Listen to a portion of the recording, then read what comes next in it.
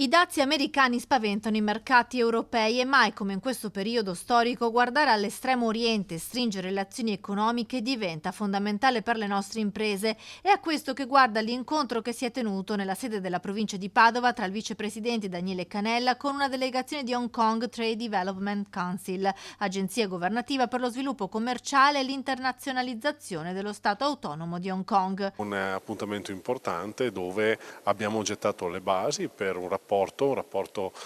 commerciale da instaurare tra il nostro territorio, tra le nostre aziende e i mercati asiatici attraverso appunto Hong Kong che è un po' la porta d'ingresso nella Cina e in tutto quello che è il sud-est dell'Asia, quindi un'occasione importante per aiutare le nostre imprese, per fare squadra, per fare rete, per fare sistema e per guardare con lungimiranza e con fiducia ai mercati dell'est. Chris Lowe, direttore generale per l'Europa, l'Asia centrale e Israele, e Gianluca Mirante, direttore per l'Italia, Cipro, Grecia e Malta, hanno incontrato un gruppo di imprenditori locali padovani.